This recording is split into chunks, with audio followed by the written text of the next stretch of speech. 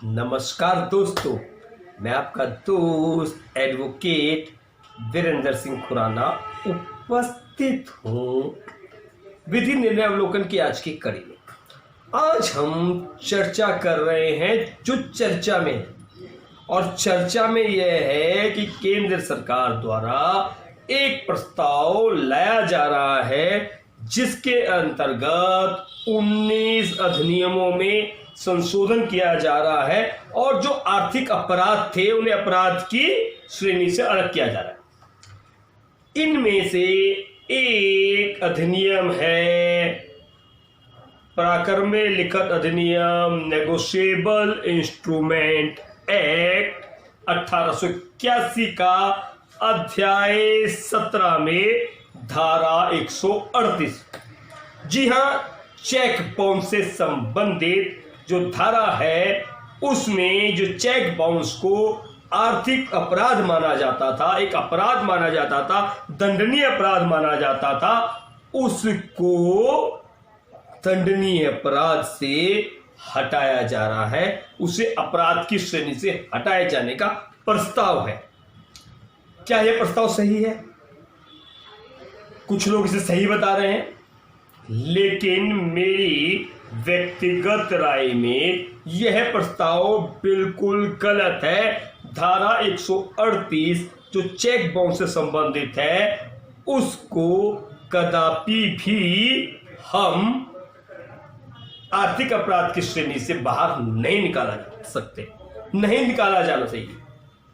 क्योंकि केंद्र सरकार बहुमत में है, दोनों सदनों से आप पारित करा लेंगे इस एक्ट को, लेकिन जब इसका जुडिशियल रिव्यू होगा निश्चित तौर पे जान लीजिए यह अमेंडमेंट खारिज कर दिया जाएगा, क्योंकि यह अध्याय 17 की मूल भावना के विरुद्ध है।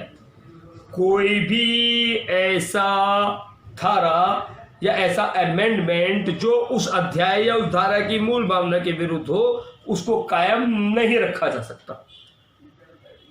आज की तारीख में चेक जो है वह व्यवहार में प्रचलित है।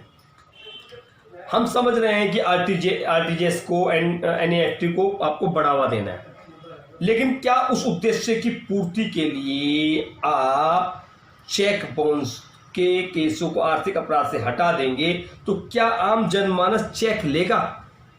आज भी हम देखते हैं कि चेक बाउंस के मुकदमे में हालांकि ये लिखा है कि इसका 6 महीने में निस्तारण कर दिया जाएगा, लेकिन बाद का निस्तारण नहीं होता, तब लोग एनईएफटी और आरटीजीएस को पसंद करते हैं चेक लेने से की जगह। लेकिन जो छोटे व्यवहार या बड़े व्यापारियों के साथ जो होता है, व्यापार के व्यवहार में आज भी चेक का आदान प्रदान आवश्यक है। मान लीजिए किसी व्यक्ति ने कोई सामान व्यापारी से लिया, छोटा व्यापारी है तो बड़े व्यापारी से एक सामान लिया, और उस सामान के लिए उसने कहा जिस पेमेंट के लिए आज मेरे पास पैसे नहीं है, मैं आपको चेक दे रहा हूं। और चेक लेने वाले को भी पता है कि चेक कैश नहीं हुआ अगर तो एक दंडनीय अपराध है। वो चेक इस सिक्योरिटी के साथ ले लेता है कि चेक कैश हो जाएगा, नहीं हुआ तो एक दंडनीय अपराध है, और वह चेक बाउंस हो जाता है। और आपके अमेंडमेंट के आधार पर वह एक आर्थिक अपराध नहीं है, तो मनी रिकवरी सूट के लिए वह न्यायालय के चक्कर लगाता रहेगा और उसको उसका लाभ नहीं मिल पाएगा। जो अध्याय 17 नेगोशिएबल इंस्ट्रूमेंट एक्ट की भावना के विरुद्ध है। हम देखते हैं कि अध्याय 17 में धारा 138 के संबंध में क्या कहा गया, क्योंकि चेक जो है, चेक के संबंध में तो धारा 6 में बताया गया है चेक क्या, लेकिन चेक बाउंस के संबंध में ही तो धारा अध्याय 17 आपका बताता है। अध्याय 17 में धारा 138 क्या कहती है, आइए देखते हैं। अध्याय 17 की धारा 138 कहती है, अध्याय 17 जो है यह खाते में धन की अपर्याप्तता के कारण कटिबद्ध चेकों के अनादत हो जाने की दशा में शास्ति के संबंध में। जो अध्याय 17 की हेडिंग है वो हेडिंग ही कहती है कि खाते में धन की अपर्याप्तता के कारण कतिपय चेकों के अनादरित हो जाने की दशा में शास्त्री के संबंध में, और अब हम इस शास्त्री को हटाना चाह रहे हैं। और धारा 138 क्या कहती है? खाते में धन की अपर्याप्तता इत्यादि के कारण चेक का अनादर। जब एक व्यक्ति किसी बैंकर के पास अपना खाता रखता है और उसे बनाए रखता है, उक्त खाते से भुगतान हेतु किसी राशि का कोई चेक किसी व्यक्ति को किसी ऋण अथवा अन्य दायित्व के आंशिक या पूर्ण भुगतान स्वरूप प्रदान करता है और उक्त चेक बैंक द्वारा बिना भुगतान किए इस कारण वापस कर दिया जाता है कि उक्त खाते में धन की अपर्याप्तता है या खाता धारक एवं बैंक के मध्य करार द्वारा निश्चित की गई धन भुगतान सीमा से चेक द्वारा भुगतान की जाने वाली राशि अधिक है, तो ऐसा व्यक्ति अपराध करने का दोषी माना जाएगा और वह अधिनियम के किसी प्रावधान को प्रभावित नहीं करेगा और वह ऐसे कारावास से दंडित होगा जिसकी अवधि 2 वर्ष हो सकती है, या चेक की धनराशि के दोगुने अर्थदंड से दंडित किया जाएगा, या अर्थदंड और कारावास दोनों से दंडित किया जाएगा। जो 2 वर्ष की सजा है, यह पहले क्या था? पहले 1 वर्ष की सजा थी और 2003 में एक अमेंडमेंट आया, और जो 2003 का अमेंडमेंट है जो 6 फरवरी 2003 से लागू हुआ, उस अमेंडमेंट में 1 साल से 2 साल की सजा कर दी गई। उसका उद्देश्य क्या था? उसका उद्देश्य था कि लोगों में डर व्याप्त हो चेक बाउंस के लिए कि सजा ज्यादा हो।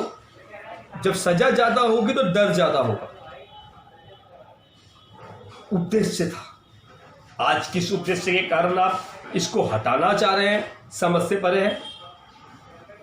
और जब ये उद्देश्य से 2 वर्ष सजा की गई और उसके बाद क्या अमेंडमेंट आया आपका? भी 143 में अमेंडमेंट आया। 143 का जोड़ी गई कि अगर आपके अगर आप इनकार करते हैं कि आप लायबल नहीं हैं, तो आपको चेक राशि के 20% तक अंतरिम देने का प्रावधान कर दिया गया। और उसके पश्चात आपका 148 में अमेंडमेंट आ गया, मैंडेटरी प्रोविजन आ गया कि आपको अगर आप अपील डालते हैं तो आपको जुर्माने राशि का 20% देना ही देना है कोर्ट में। जब ऐसा धारा 143 का और 148 जोड़े गए तो उसको जोड़े हुए कुछ समय भी नहीं हुआ। इसी सरकार ने जोड़े, दूसरी सरकार नहीं थी, आपने जोड़े, और अब आप अचानक उसको अपराध से बाहर निकालना चाह रहे हैं। 143 का और 148 का जब अमेंडमेंट आया तो आपने कहा कि जो चेक पाने वाला है वह अपनी राशि को से वंचित ना रहेगा। कोई चेक देने वाला उसका लंबा खिंचता रहता है, छोटा ट्रायल हो जाएगा। जब पैसे अंतरिम दिए जाएंगे जल्दी उसकी ट्रायल होगा। तो क्या वजह है कि आप एकदम से इसको अपराध से भी बाहर करने के उद्देश्य में आ गए? क्या इससे चेक के ऊपर असर नहीं पड़ेगा? धारा 138 आगे क्या कहती है? धारा 138 के खंड आगे कहाँ क्या कहते हैं? धारा 138 आगे कहती है, इस धारा के प्रावधान उस समय तक प्रभावित नहीं होंगे जब तक कि का चेक जारी किए जाने की तिथि से 3 माह के अंदर अथवा वैधता की तिथि तक जो अग्रिमों बैंक को प्रस्तुत ना किया हो। आदाता या सम्यक में धारक जैसी की स्थितियों कथित राशि के भुगतान की मांग चेक के आदेश से चेक के भुगतान ना होने या वापसी की सूचना प्राप्ति के 30 दिनों के भीतर करे, और ऐसे चेक का आदेशक आदाता को या सम्यक अनुक्रम में धारक जैसी की स्थिति हो उक्त धनराशि का भुगतान उक्त नोटिस की प्राप्ति के 15 दिनों के भीतर करने में सफल होता है।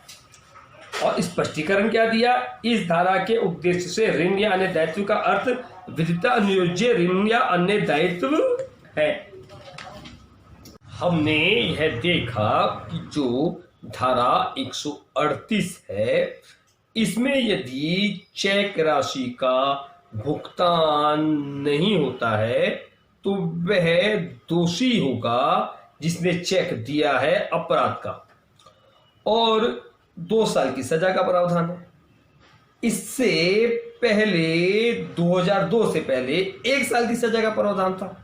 2002 में अमेंडमेंट आया नेगोशिएबल इंस्ट्रूमेंट एक्ट में, जिसमें इस 2 साल की सजा, 1 साल की सजा को 2 साल कर दिया गया। और ये अमेंडमेंट लागू हुआ 6 फरवरी 2003 से। तो 6 फरवरी 2003 के बाद के जो चेक डिसऑनर हुए, उनमें जो मुकदमे दाखिल हुए, उसमें 1 की जगह 2 साल की सजा का प्रावधान हुआ, जिसका मुख्य उद्देश्य ही यही था कि जो चेक दे रहे हैं उनको अपने चेक देने के कृत्य के प्रति गंभीर करना, कि यदि ये अपराध कर रहे हैं उन्हें बताना है कि आप एक अपराध होगा, आप चीटिंग नहीं कर सकते हैं, जो व्यवहार में चेक दे दिया है उसकी राशि का भुगतान भी होना है। और उसके पश्चात जो अमेंडमेंट आता है, 2 अमेंडमेंट आते हैं, धारा 143 का जुड़ती है, धारा 148 जुड़ती है, उसका उद्देश्य भी यही था। लेकिन जो अब प्रस्ताव सेंट्रल गवर्नमेंट का आ रहा है, जिसमें धारा 138 को अपराध से हटाया जा रहा है, अपराध की श्रेणी से हटाया जा रहा है, यह एक गंभीर प्रश्न है। यह चेक देने वाले को उसके उत्तरदायित्व से शिथिल कर रहा है। यदि ऐसा हो गया तो व्यवहार में, मानिए कि किसी ए ने बी से, एक व्यापारी ने जो उधार ले लिया और उधार लेके चला गया, तो वे चेक के प्रति में गंभीर नहीं होगा, चेक बाउंस। और इससे क्या प्रक्रिया होगी कि लोग चेक लेना बंद कर देंगे। जब चेक लेना बंद कर देंगे तो व्यापार की जो एक व्यवहारिकता चल रही है, वह व्यवहारिकता में प्रश्न चिन्ह लगेगा। तो या तो आप ये मन बना के बैठे कि चेक आप समाप्त करना चाहते हैं, और यदि आप आरटीजीएस और एनईएफटी को ही लेकर चलना चाहते हैं तो आप मंशा को स्पष्ट करना चाहिए। लेकिन यदि आप जो व्यवहारिक नहीं है, वर्तमान में चेक को एकदम समाप्त आप कर नहीं सकते, आपने एक ऐसा रास्ता निकालने का प्रयास किया है कि चेक भी चलते रहे और अपने आप ही व्यवहारिकता से, व्यवहार से वो चेक हट जाए। क्योंकि जब चेक की गारंटी ही नहीं रहेगी, आप ये कह सकते हैं कि धारा 143 का है, 148 है, उन दोनों धाराओं के माध्यम से उस पर 20% का लायबिलिटी रहेगी। दोषी हो गया तो वह दुगना राशि तक भुगतान का इसमें जो दिया गया प्रावधान। लेकिन जब अपराधी नहीं रहेगा, जब अपराध नहीं रहेगा तो दुगना राशि का जुर्माना का क्या होगा? या सिर्फ सजा भी अगर आप हटा देंगे तो धारा का जो अध्याय 17 का जो उद्देश्य है वह पूर्ण नहीं हो पाएगा। और जब धारा 138 जो अध्याय 17 है नेगोशिएबल इंस्ट्रूमेंट एक्ट का, उसका उद्देश्य ही विफल हो जाएगा, तब उसको एनआई एक्ट में रहने का तात्पर्य क्या रह जाएगा? इस आधार पर जब जुडिशियल रिव्यू होगा आपके अमेंडमेंट का, तो आपका ये अमेंडमेंट वैसे भी टिकने लायक नहीं है।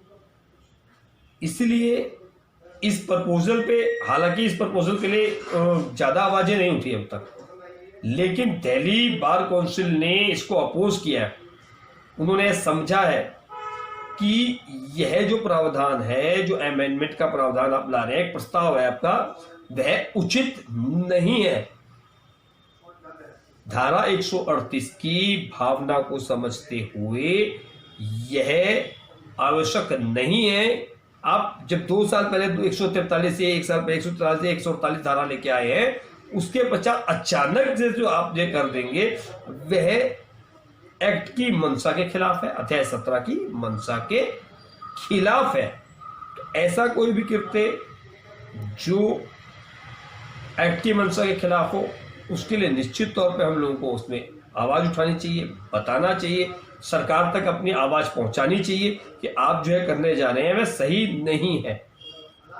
कहीं पर तो यह होना चाहिए था कि जो चेक दे रहा है, समस्या क्या है, एक व्यक्ति को आप चेकबुक इशू कर देते हैं, चाहे उसके अकाउंट में 5,000 रुपए हो, और वो चेकबुक लेके 5 लाख तक का चेक की ट्रांजेक्शन का चेक काट देता है सामने वाले को कि आंखों में धूल झोंक के। तो होना तो यह चाहिए था कि चेक देते समय आप एक हैसियत देखें उसकी, और उस चेकबुक में लिखा हो कि इस व्यक्ति की हैसियत के अनुसार, याद रखें monthly balance, average monthly balance का इतना रहता है, उसके पश्चात इसको 50,000 या 5,000 की लिमिट से ऊपर की चेक राशि का चेक देने की नहीं दे सकता। चेक में लिखा होना चाहिए था, इस तरीके के चेक आने चाहिए थे। और प्रत्येक व्यक्ति अपनी हैसियत से ज्यादा चेक जारी ना कर सके। लेकिन उलट हो क्या रहा है कि जो चेक है हम उसी को समाप्त करने जा रहे हैं। यह कदापि भी उचित नहीं है। यह एक प्रश्न था, यह एक चर्चा में चर्चा थी, जिसपे हमें लगा कि जो भ्रांतियां फैल रही हैं उस पर एक हम वीडियो लेके आए। जैसे जैसे इस पे और अपडेट आती रहेंगे आपको अपडेट करते रहेंगे। हमारे चैनल से जुड़ने के लिए आप हमारे चैनल को लाइक करें, शेयर करें, सब्सक्राइब करें। नमस्कार।